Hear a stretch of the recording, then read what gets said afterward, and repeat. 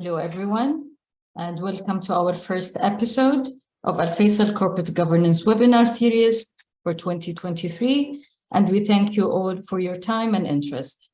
I'm Lubna Rajeh, the Research Analyst Manager in the CGC, and I would like to introduce our speaker, Professor Alex Edmans from London Business School, whom I thank for his participation as well. Dr. Alex has a PhD from MIT as a Fulbright Scholar and was previously a tenured professor at Wharton and an investment banker at Morgan Stanley.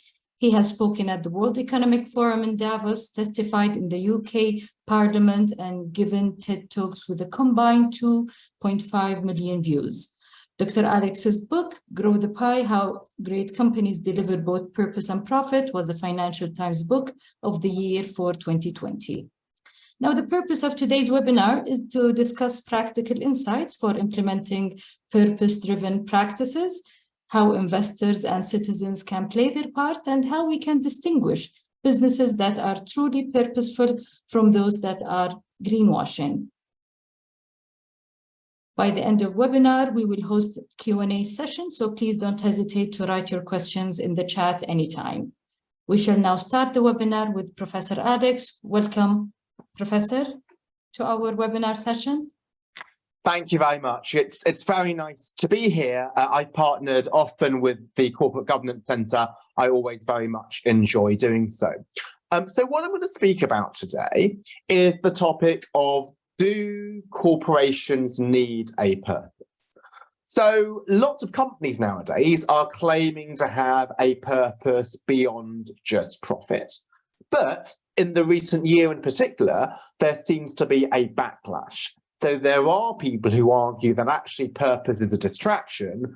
Companies should just focus on profit. And in the US in particular, there seems to be a political debate. It tends to be more left-leaning Democrats are arguing for purpose, whereas right-wing Republicans are arguing that profit is the only thing that matters. But what I want to do today is to cast aside politics and to ask from a purely business standpoint, should companies have a purpose? Now, you might think, well, the answer is yes. Why? Because what would it look like for companies not to have purpose? Well, a world without purpose might seem to be a world that nobody would want to live in.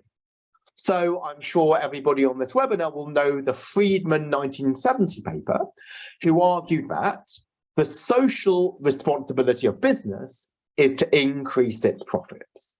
So if companies did not have a purpose, they would focus exclusively on profit maximization, they would go back to Friedman. And what does it mean for a company just to focus on increasing profits? That means focusing totally on making money and forgetting about any concerns for employees, customers, or society. So we would never want to live in such a world because these companies exploit everybody else in their sole-minded pursuit of profit. However, Milton Friedman actually never said this. Many people who make claims about Friedman, they argue that the pursuit of profit does mean we're going to exploit wider society. But actually, this was an article by Steve Denning in Forbes claiming that Friedman said this, when Friedman never said anything of the sort. Instead, Milton Friedman argued something quite different. He said, it may well be in the long-run interest of a company to invest in its community, to improve in its government. So this is why he said that businesses should only focus on profit, is because at least if you define profit as long-term profit, a company that delivers long-term profit has to be one that invests in its stakeholders. You cannot be profitable in the long term without treating your workers well, without producing products that customers do want to buy, and without preserving the environment, otherwise your brand will be hurt. So this is why Friedman said you should just focus on profits, because the only way that you can make profits in the long run is if you take care of your stakeholders. So you may see many articles which will say, well, actually, the shareholder focus that we have is short term. So the European Commission came up with a report a few years ago, which was lamenting short-term shareholder value maximization. But this doesn't make sense. This is a contradiction. Why? Because Finance 101 tells you that shareholder value is an inherently long-term concept. Shareholder value is the present value of all future cash flows. So the only way that a company can create long-term shareholder value is if it indeed invests in the long term. Okay, so the starting point of my talk is, well, actually, isn't it fine to focus on profits? Because as long as you define profits as long-term profits, that will get you to taking all socially desirable outcomes. But there's two problems with that. And that's why there are two reasons why I think companies do need a purpose. One problem is the idea of externality. Right, so what are externalities? Those are effects that a company has on wider society that do not affect the company even in the long term.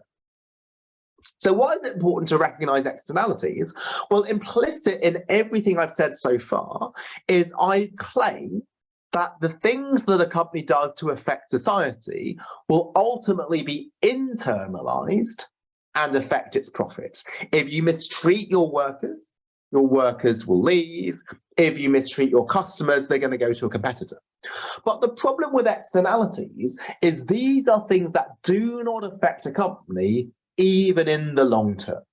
So if you're a company and you pollute the environment through carbon emissions, well, those carbon emissions will cause global warming, and it might be that you don't suffer from global warming. It might be a real estate developer who's developing waterfront properties. So the people who affect society, you might not actually suffer the consequences.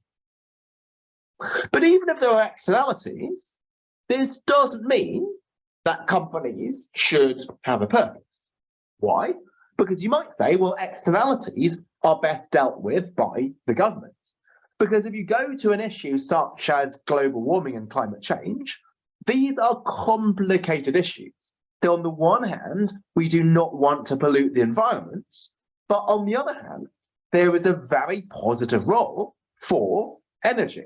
This is why we need companies like Saudi Aramco. They produce energy, and without energy, we cannot have production and development. We cannot have the petrochemicals industry. We cannot have plastics. We cannot have economic development in the emerging markets, which requires energy. And so the whole idea of the government is that they will balance the costs and the benefits of different actions, such as oil and gas, and they will set laws which will make sure that activities are not too negative, but they will only ban an activity if the costs outweigh the benefits. If an activity such as oil and gas is legal, that must be because the benefits outweigh the cost. But you might worry, and you might say, well, what if the government can't deal with externalities? Why? So why might the government not be able to address an issue? It's because there's certain things that the government cannot regulate. So for things like tobacco or child labour or minimum wages or carbon emissions, those are things that a government can regulate, but there might be certain other things that a government cannot regulate. Let's say we think that all companies should provide a healthy corporate culture where people within the company are treated really well. Now, that's not something that you can regulate. Why? Because there's no way for a government to assess objectively whether a company has a good corporate culture. But it might be that a company thinks it's morally and ethically right to have a good corporate culture over and above any impact on productivity. Why? Because we think that's a positive externality. If you are a company that treats your workers well, that is good for wider society. And so it's true that governments do sometimes fail. And so there is a case for purpose. It may well be that companies should do things to serve wider society above and beyond just following the law. But notice that if a company does that, it has to be that shareholders are approving for the company to do that. Why? Because anything that the company does to serve society, if it is not coming through in long-term profits, it's at the expense of shareholders. So it has to be that a company is seeking shareholder approval in order to do something. So this is why there's now some companies which have a say on climate if they are to decarbonize, and if this is going to cost them money because there's not currently carbon taxes or subsidies, then it has to be that that is something that shareholders are approving. Okay, so the first part of my talk, let me sum this up. It is, in many cases, completely fine for a company to focus on long-term profit and not care about anything else. However, if there are externalities which don't affect a company in the long term, then it is useful for a company to have a purpose which ensures that it takes care of those externalities, but it needs to recognize that those externalities will be at a cost to shareholder value. So you should only pursue those externalities if, number one, government regulation is not already dealing with it, and number two, if your shareholders have given you agreement. But the bulk of my talk is to be on something different. There were two reasons I said that companies should care about purpose. The first reason is if there's an externality, and I said pursuing that externality is at the expense of profit. But my second reason is going to be very different, is actually having a purpose beyond profit might actually lead to a company being more profitable. So I come to this question as a professor of finance, as an ex-investment banker, and so why can I be so passionate about the idea of purpose? Is not only is it good for wider society, for example, addressing climate change, it might also be good for a business. It might allow a business to be more profitable than it would have been. So you might think, well, how can that be? How can not caring about profit actually lead to more profit? Let me give you an example. So I'm going to take you back 20 years, back to 2003.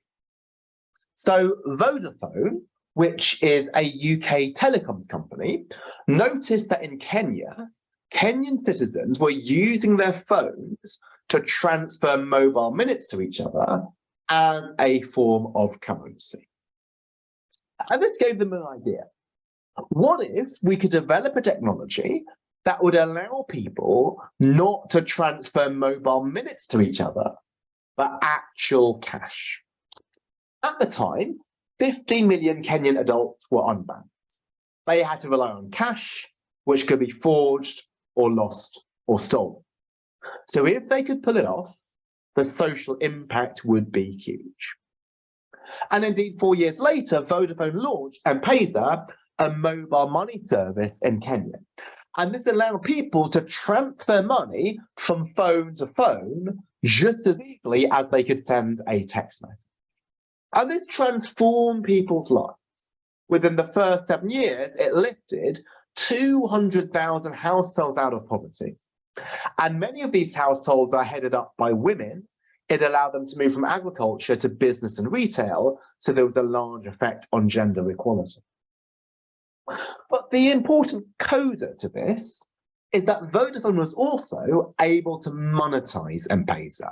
It was able to turn this into a revenue stream by charging a small percentage of every transaction. So why is that such a powerful story? Vodafone launched M-Pesa because of a purpose. It wanted to care about serving wider society. It didn't launch M-Pesa to make any money. But if you do something that serves society, people will ultimately be willing to pay you for it. And this is why this innovation that was launched to serve society ended up being a revenue stream, because they were able to monetize the value creation that they undertook.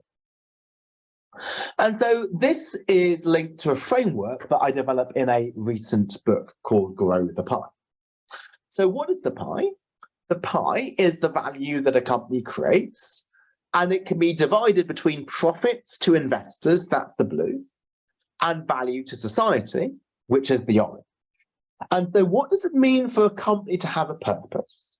Well, for a company to have a purpose, it means that it will care about wider society. And so it will try to increase the orange to try to serve society, just like Vodafone decided to launch M-Pesa. And how do you increase the orange? Well, what Vodafone tried to do was they grew the pie. They launched this new idea of M-Pesa to increase the orange to provide financial inclusion to Kenyans. And as a byproduct of doing this, they also increased the blue. Again, if you create value for society, then you will be able to monetize it, and therefore the blue increased. So notice, how is that different from the traditional way to make money? Well, the traditional way that companies try to make money is they try to split the pie differently. Rather than growing the pie, they think, well, how can I increase my blue at the expense of the orange? So this might involve paying workers less, charging companies higher prices, or polluting the environment and not caring about the fact that your profits come at the expense of the orange. However, if you do this, if you try to make money by splitting the pie differently, ultimately you shrink the pie. Because if you mistreat your workers, they will walk away. If you mistreat your customers, they will go to a room.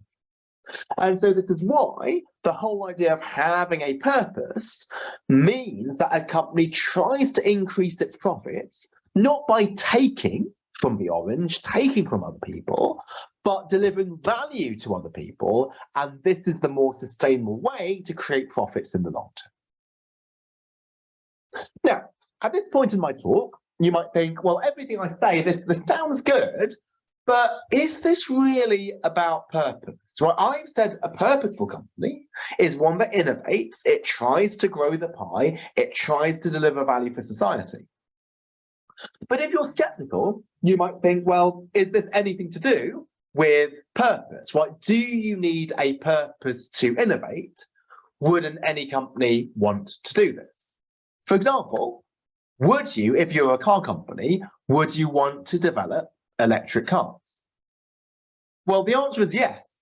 So even if you don't care about climate change, you will still want to develop electric cars. Why? Because this is where money is to be made.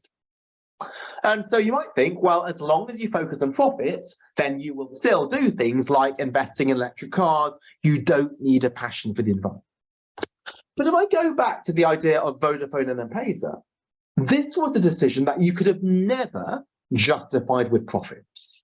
With electric cars, it's clear that electric cars will be the future, so any profit-making company would want to invest in electric cars. But when you go something like M-Pesa, where was the profit motive for investing in M-Pesa? Vodafone, their strategy at the time was to expand in the West and to win spectrum license auctions in the West, because that was where there was money to be made. They would have never been able to justify M-Pesa with a spreadsheet calculation. The tech challenges were huge. Would you ever be able to pull off banking with your phone? And even if they got it to work, where was the money to be made from serving some of the poorest citizens in the world? But what drove M-Pesa was Vodafone's purpose.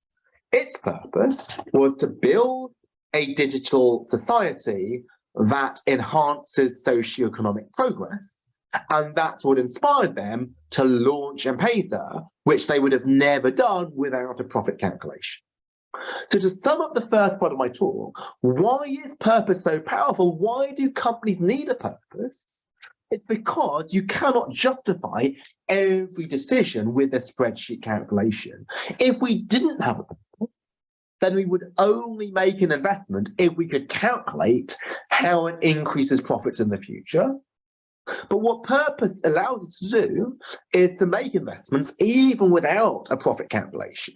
We're instead doing it because it's good for society, it's good for the world, and then ultimately that will allow us to make investments that we would not have done otherwise. And those investments do lead to profit, even though profit was not the primary motivation. So let me now get into my next part of my talk, which is, well, what's the evidence for behind this? My claim in the first 20 minutes or so has been quite a bold claim. I've said if companies think about purpose and not profit, they might actually make more profit than if they had focused on profit alone. But where is the evidence for this? Well, I have given you one example of Vodafone, but how do you know that I didn't just handpick that one example? Maybe there's many others where you don't have this working. So my main job as a business school professor is not to tell stories. It's not even to write case studies, but it's to gather evidence to look across hundreds of companies over dozens of industries. And this is also the heartbeat of the Al Faisal Corporate Governance Centre. They want to make sure that everything they do is based on rigorous evidence. So this is why it's been a pleasure working with them for several years. So what does the research show in terms of, well, does purpose pay off? Well, the big question here is, if you want to look at this, is, well, how do you measure purpose? You might think, well, can we look at a company's purpose statement? Well, the answer is you can't, because companies might say some nice things, but they never actually put into practice. Well, you might think, well, do they put their money where their mouth is? How much do they spend on CSR? Well, you can't do this either, because maybe a company gives a lot of profit to charity, but they don't actually spend on the right charity. So instead, what I wanted to do is to look at the output, not how much money did a company spend, but how much value did the company actually deliver. And so what I looked at was the list of the 100 best companies to work for in America. Those are companies that go above and beyond in how they treat their employees. Now you might think, well, why is that my measure of purpose? Why don't I look at the environment? Because climate change is really important. Well, climate change is important, but climate change only matters for some companies. So if you're in energy or transport, then climate change is important. But if you're a tech company, climate change is not so important. So why I focused on employees is they're important for every company. Right, for virtually every company, employees are their greatest asset. And so what I looked at was companies that went above and beyond in how they treated their workers. And importantly, this was a data set which was around since 1984. So I had tons of data. So this whole idea of purpose or ESG or CSR, whatever you call it, it's a pretty new phenomenon.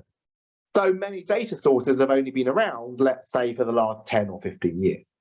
And if I showed you that purpose paid off between 2010 and 2019, you might think, well, those were 10 great years for the stock market. Right now, in a pandemic, we actually can't deal with this. Maybe things are different now in quite inflationary times. So, because my data started in 1984, I had things like the financial crisis, like September the 11th and the collapse of the internet bubble, so I could make sure that this is something that held true in bad times as well as good. So let me skip all the methodology, because for practitioners, what matters is the bottom line. What I found was the 100 best companies to work for in America delivered shareholder returns that beat their peers by 2.3 to 3.8% per year over a 20-year period. So this is 89 to 184% cumulative. So if I step back from the numbers, well, what does this mean? This means that companies that treat their workers well, they weren't just being moral and ethical, they're being commercially sensible, they're investing in their most important asset, and therefore delivering higher shareholder returns as a result. Now, again, you might be skeptical. You might think, well, is it employee satisfaction that leads to better financial performance? Or is it the opposite? Once the company is already performing well, then it can start to invest in their employees. Or maybe there are confounding variables that affect both. Maybe companies in the tech industry have happy employees because their work is pleasant, and also the tech industry has performed well. So this is the importance of rigorous academic research. I have to do a lot of work to remove those other explanations and to suggest that it's employee satisfaction that leads to financial performance. Purpose does pay. But even if you believe in that, you might still have further concerns, which is, well, how do we actually put purpose into practice? So far, let me show you the structure of my talk. Number one, do companies need a purpose? Yes, even though profit is still useful, having a purpose is even more powerful because it allows companies to do things even if they cannot justify them with a financial calculation. My final part that I just mentioned was having a purpose does lead to higher performance. If you treat your workers well, just because you think it's the right thing to do, those workers become more motivated, more productive, and therefore profits become higher. But the final section, before I open up to questions and answers, is, well, how does a company actually put purpose into practice? So maybe a good place to start is to define this word purpose. So I've mentioned it throughout my talk, but I have not come up with a clear definition of purpose. It's clearly about serving wider society. It's clearly about more than just profit, but let me now be more specific. So some companies have a purpose statement like the first. Our purpose is to serve customers, workers, suppliers, the environment, and communities, and invest. Now that sounds great. We're going to serve everybody, but it's unrealistic because there are going to be trade-offs. For example, if you are an energy company and you close down a polluting power station, that's good for the environment, but it's bad for workers. So you're not going to be able to satisfy everybody. So instead, I define purpose as something which has to be focused. Indeed, if you think about the English language, if I was to do something on purpose, I do it deliberately. If I hold a purposeful meeting, that is one with a clear agenda. So purpose is absolutely about being focused. It's not trying to serve everybody. So I define purpose as why a company exists, who it serves, its reason for being, and the role that it plays in the world. And this might seem a little bit lofty and idealistic, but this highlights the importance of being focused, because why you exist and who you serve, that can't be to please everybody. It has to be to focus on a few specific issues. Just like a person's purpose could not be to be a doctor and a lawyer and a teacher and an entrepreneur, you might choose to focus on one of these issues. So we know about the Sustainable Development Goals, and they are very important, but a company's purpose can never be to deliver on all 17 Sustainable Development Goals. It instead is to focus on the 3 or 4 that you can really move the needle. So how does a company decide its purpose? How does it know what to focus on? So if you only remember one thing from this webinar, it is this. Ask yourself, what is in my hand? What I mean by this is, what are the resources, what is the expertise that my company has, and how can I use this to serve society if I was to think a little bit more creative? Right, so for Vodafone, what was in their hand was a technology which allowed them to transfer text messages to each other. And they thought, well, we can use this technology to instead transfer mobile money. Notice that many times when companies try to do things to serve society, they do not use what's in their hands. Rather than using what their skills are internally, they instead respond externally to things that happen to be in the news. So after George Floyd was murdered, for example, many companies started to try to give lots of money to Black Lives Matter. Now, I'm clearly somebody who cares about racial equality. But if you're a company, you don't have expertise in knowing whether a racial diversity charity is more important than a cancer research charity. So one of the things that Lovna mentioned at the start is, well, how do we discern which companies are truly purposeful than ones that are greenwashing? I think companies that are greenwashing are ones that are reacting to external circumstances, whereas companies that are truly purposeful are doing things based on what their own internal expertise was. Right, so when Vodafone launched M-Pesa, they were not responding to anything in the news, but they were looking at, well, what is the expertise that we have and how can we use this to serve society to solve this problem of lack of financial inclusion? So let me end my talk with 3 things that apply the principle of what's in my hand. So using what's in my hand will lead to a company doing new things. So they will try to generate new business, find new clients, and offer new products and services based on their comparative advantage and expertise. Now, again, you might say, well, doesn't any company try to be innovative? Even if a company doesn't have a purpose, it will still want to win new business. But the whole idea of purpose is that you will try to launch new products and services, even if you don't see a way of making profit. Instead, your motivation is to serve society. For example, again, with Vodafone, right, they didn't think about the fact that Kenyan citizens were probably not going to pay as much as people in the UK. They just wanted to use their technology to serve wider society. And indeed, this is what you saw many companies do in the pandemic. They use their expertise, maybe in making clothes, to instead make masks and personal protective equipment. And this is something that I also think about myself as a professor of finance at London Business School. So my job is to teach finance, but is teaching finance going to make a huge difference to my students' lives? Well, maybe no, because one of the more important skills is public speaking. And that's something I have experience of. I have that in my hands because of my TED Talks and my other speeches that I do. So what I do in every course is I will have an important public speaking element.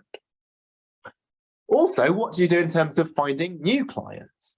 Well, at London Business School, I teach the MBA students, but the MBA students are able to afford the £100,000 a year it costs to go to London Business School. But there's many people who want to learn about finance, but they are not able to pay £100,000. So I've taken a separate position at Gresham College. That's an organisation that makes lectures free to the public. And so that's a way that I can access other people. So if companies think about, well, how can we think about new products and new clients? Ultimately, that might be something that leads to success. So let me give you another example. Let's take NatWest. That is a UK bank. And they realize that as a female entrepreneur, it's quite difficult to get funding. Why? Because as a small business, you don't have much of a track record. And because you don't have a track record, often people make the assessment based on your personality and confidence. And often if you're a male entrepreneur, you might have a lot of overconfidence and be able to convince people. Maybe as a female entrepreneur, there's evidence suggesting that women might be less aggressive. It's harder for you to get a loan.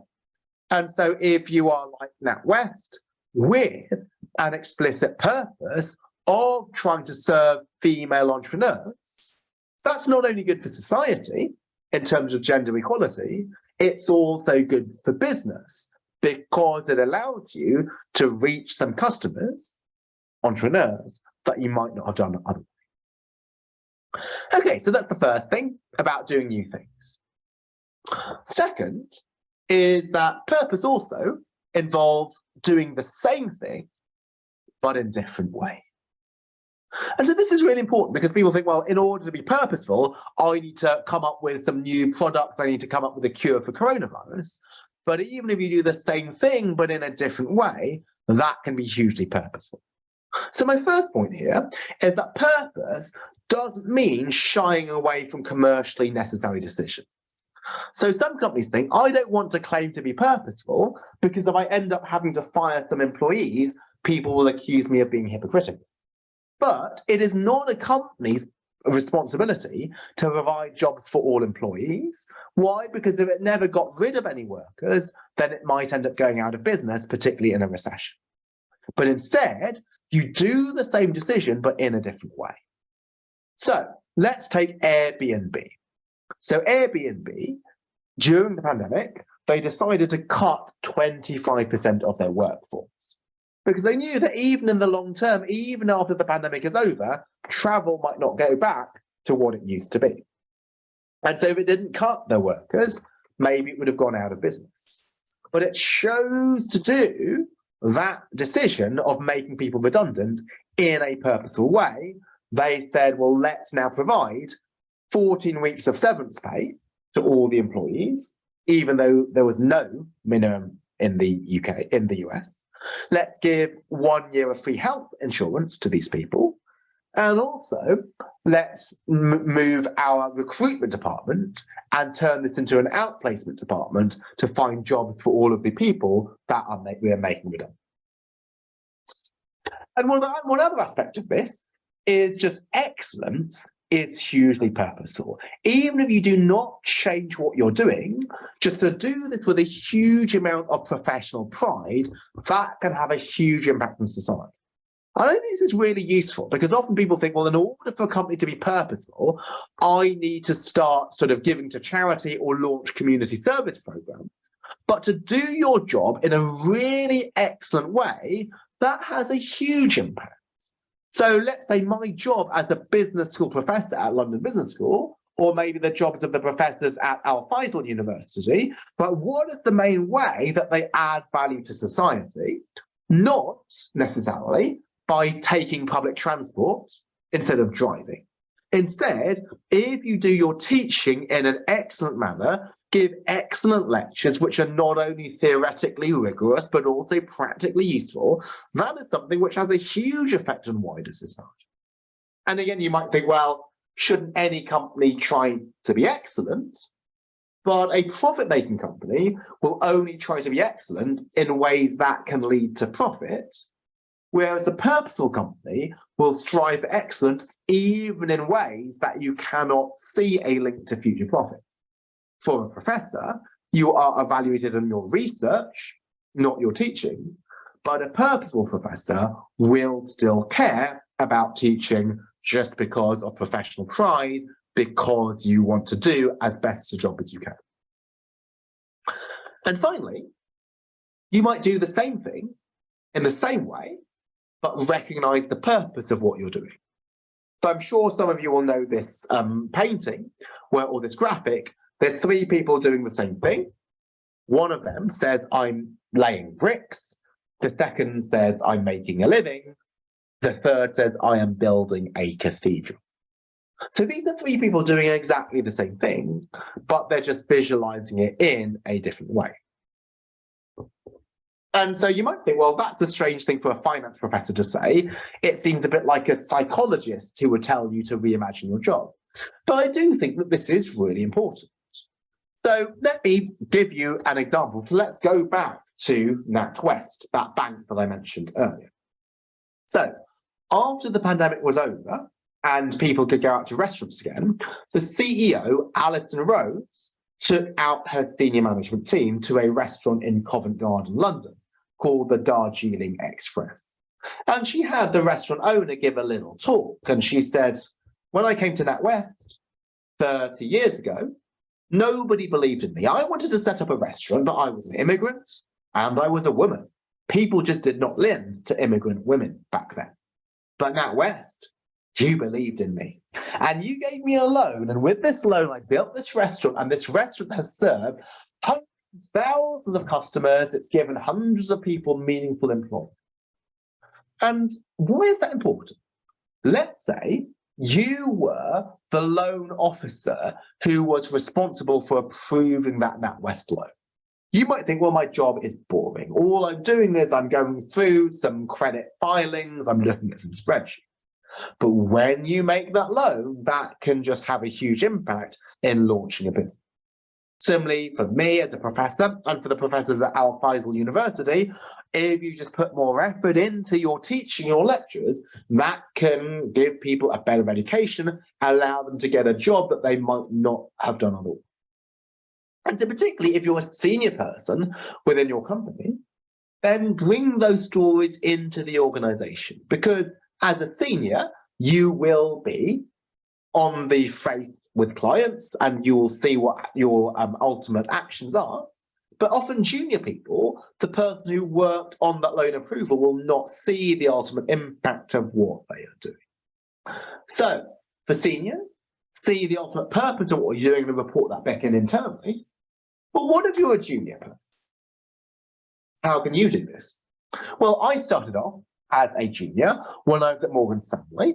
I was right at the bottom. I was an analyst in this investment bank. I thought nothing is in my hand.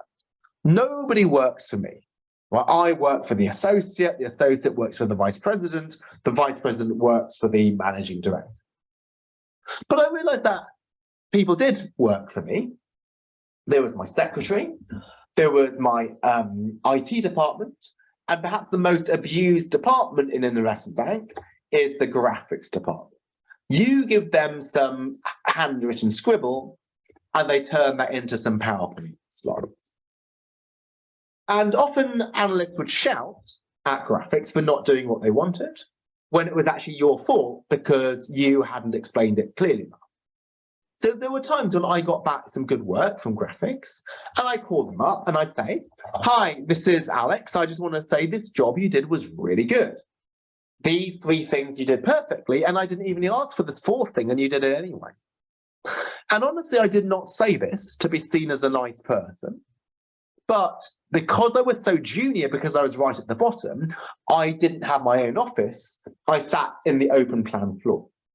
And then other analysts heard me, and they started to say thank you themselves. Now, I'm not going to claim that we transformed the entire culture of this global investment bank, but on that floor of those offices in Canary Wharf, London, people started to treat each other a little bit more kindly. So you often think of yourself as a thermometer, right? That is somebody who reflects the temperature around you. So if the temperature around you is cutthroat, you need to be cutthroat to survive. But we can think about ourselves as a thermostat and affect the temperature around us. And this is going to be something which is a hugely positive. So this is the end of my talk. I'm very happy to answer questions, but if people are interested in reading further, this is the book on which the talk was based, Grow the Pie, How Great Companies Deliver Both Purpose and Profit. There is a role for purpose beyond long-term profit. And notice that this purpose is not just good for wider society, it is also good for business. It allows the company to make investments that it would not do otherwise. Those investments end up feeding through to profits, and therefore they end up with shareholders benefiting, not just wider society. Okay, so thank you so much for the attention. Let me now go to the questions and answers.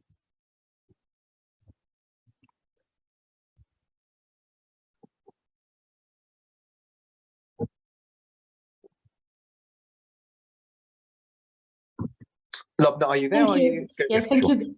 Yeah, thank you, Dr. Alex, for the presentation. Now we will open the chance for Q&As, if any. Probably give them a minute.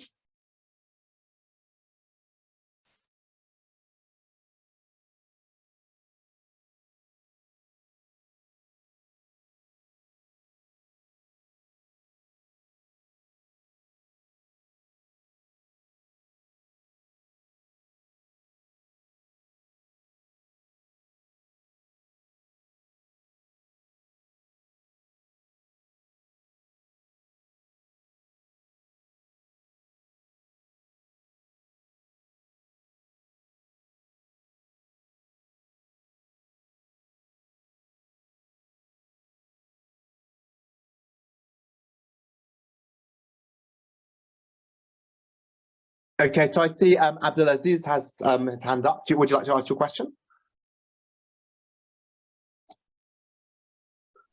Yes, thank you so much for this wonderful webinar. If I may ask, do you propose any tips to align and engage employees' purposes with organizational purpose? It's from Zayed Siberi. Okay, yes, absolutely, Zayed. Thank you very much for your question. Yes, I think the first thing to do is when a company decides its purpose, not to decide that in isolation. So often what will happen is that the CEO might decide on the purpose and tell everybody what that purpose is. You're going to impose it on the employees.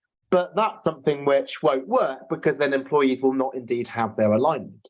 So instead, what companies might do in order to try to figure out the corporate purpose is to speak to their employees. So there's many organizations which have town halls, which have focus groups, asking employees, well, what the purpose might be that they view for the organization. So I think firstly, it's to involve employees in the formation of purpose. But then number two is to realize that no company will be able to be run on a single statement. So even if the company has a purpose, what then individual employees or divisions might do is to think about what their micro purpose is and how does that fit into the overall macro purpose. So going back to NatWest, just because I want to continue the same example, their purpose is to champion the potential of people. So that is deliberately broad because it needs to apply to all of these subunits. But then often what the particular division might do is to think about, well, what is our purpose and how does our purpose then fit within the broader purpose of championing the potential of people? So I think while you have a large organizational purpose level, try to make sure that each individual unit also has their own purpose and make sure that that small purpose fits into the biggest purpose. Perfect. Many thanks, Dr. Alex. Now we have another question. I believe this is Dr. Habbash. Thanks, Dr. Alex, for the great talk. Can you please state some examples of the best companies' purposes that you came across? Yeah, thank you, Dr. Habbash, for this question. For me, actually, the main thing is not so much a company having a purpose statement, but really whether they actually put it into practice. So lots of companies focus a lot on how to have the nicest statement, but it's really the delivery which makes a big difference. So if I go back to Vodafone, it was to build a digital society that enhances socioeconomic progress. And so they launched M-Pesa because that's something which certainly helped socioeconomic progress, even though it's not clearly linked to profit. Now, another example is CVS. So CVS, this is a pharmacy in the US, and they had a purpose being putting people on the path to better health. But that doesn't mean anything unless you actually act on it. And so what they did was they stopped selling cigarettes. So cigarettes used to be a $2 billion revenue stream, and so it seems crazy to stop this, but they said, no, this is inconsistent with our purpose. We cannot have a purpose statement putting people on the path to better health unless we actually make these sacrifices. So to Dr. Habbash's talk, I think the best ways in which companies do this is not so much the statement, but the delivery of the statement. And then how do you ensure that you deliver on that statement?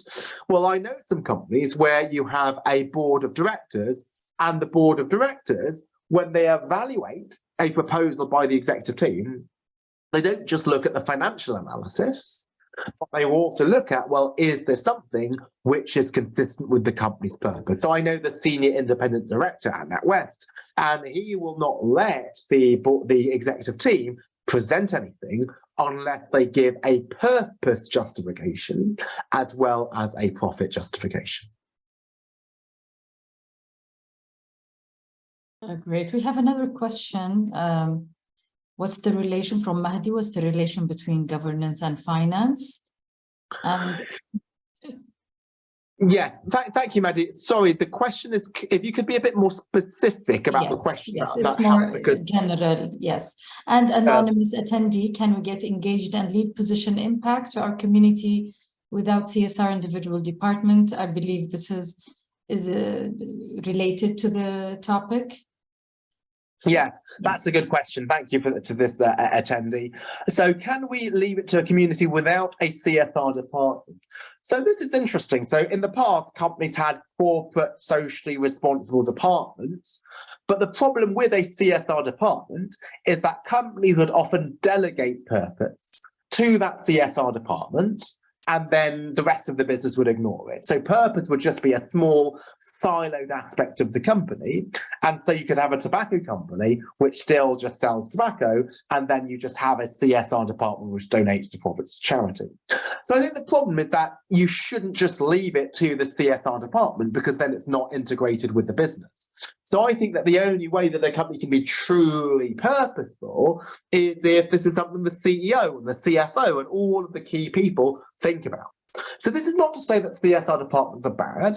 Maybe it is useful to have a specialist department, but we also need to make sure that all of these things are integrated into every aspect of the organization. Just like, as I mentioned, NatWest, you have to give an analysis of purpose if you present something to the board. Okay, so Abdulaziz, thank you, Abdulaziz, for writing your question in the chat. Sometimes measuring the direct, indirect impacts of companies' activities towards society might be difficult. Thus, how can one convince companies in engaging in such activities? I very much like that question, Abdulaziz, because what people now do in purpose is they're obsessed with measuring everything. So they're saying, well, if you claim to be purposeful, let's measure it, right? How much are you doing in terms of water usage or carbon emissions or gender or racial diversity?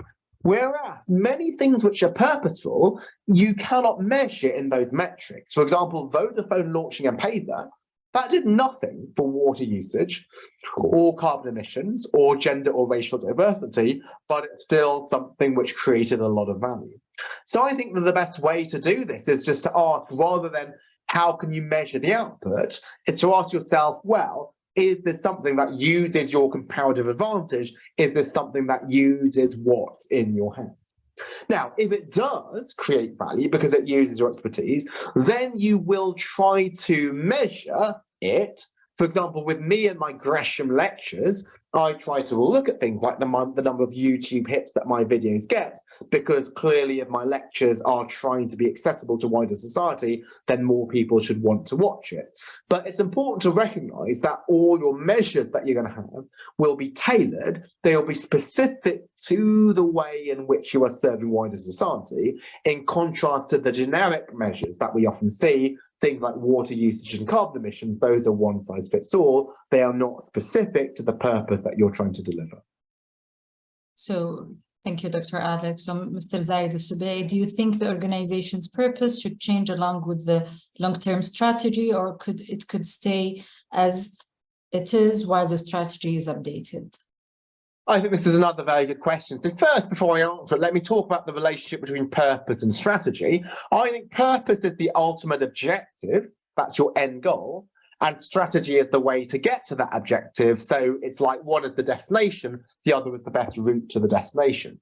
So I do think that purpose should be consistent, right? If you were to set off on a journey and you kept changing the destination, you're never going to get anywhere. But a purpose should also not be inflexible. A purpose should evolve with the times, because it may well be that you have something like a pandemic and then a company's purpose changes because the needs of society change. So Unilever, for example, they had a lot of environmental initiatives, but then in the pandemic, the environment was obviously secondary towards prevention of disease. And so what they focused on was things such as giving food and sanitizer to local communities. So I think purpose should, on the one hand, it needs to be something which is consistent, but it shouldn't be completely rigid. So maybe to review your purpose every 3 to 5 years, that would make sense. So strategy would probably be updated more frequently than purpose, because even if the purpose does not change, it may well be that the optimal way to get there does change, but still the purpose won't be completely static, because the purpose itself might change as society's needs change, although purpose should not change as rapidly as strategy. Okay, Dr. Habash, thanks. Also, can governmental agencies have a purpose? And would we use the same methodology on identifying the purpose? Absolutely. So I think any organization should have a purpose. Anything can have a purpose. For me as a person, I have a purpose. And my purpose is to use rigorous research to influence the practice of business. And so this is why I love to do talks like this to another university. I would rather give a talk to Al Faisal University than a talk to London Business School PhD students, because a talk to PhD students that would not be based on my expertise, which is my practitioner knowledge. And so that's the same with government agencies, is for government agencies to think about how can we best serve society, what is in our hand. And also, as I mentioned to the person earlier who asked about employees, so that was Zayed, the best way is to make sure that your purpose is devised after speaking to many people. So within the UK, there's the National Health Service, which is a government department. And so they came up with their purpose a number of years ago. And that purpose is important because it's legally binding in the Constitution. So initially, when they just decided the purpose internally, they spoke to senior people, plus also doctors and nurses. They focused on how to get people better. And you might think, well, that's clearly the purpose of a health service, is to help people get better. But only once they talked to customers and patients did they realize that one important part of purpose, of a health service, was to help people have a decent death. So when the time came when when people could not recover, an important part of a health service is to ensure that people's final months are as comfortable as possible. And this was something that would have been completely missed had there not been external testing, right? Because doctors and nurses, they're focused so much on getting people well, they might not have recognized the importance of a comfortable last few months. And so this is what changed the purpose of the National Health Service, which went into the Constitution, was the importance of caring for people when it was the end of life.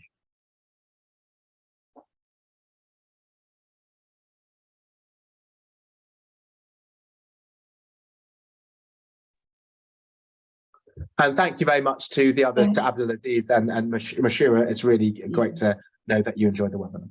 Thank you very much. Thank you, Dr. Alex, for answering the audience questions and for the great presentation. A recorded version of this webinar will be available after the end of the session. And as this concludes the webinar, I would like to take this opportunity to announce our coming Al Faisal Corporate Governance Forum, Purpose and Sustainability, which will be held on the evening of Wednesday, the 15th of March, 2023 in Al Faisal University campus in Riyadh.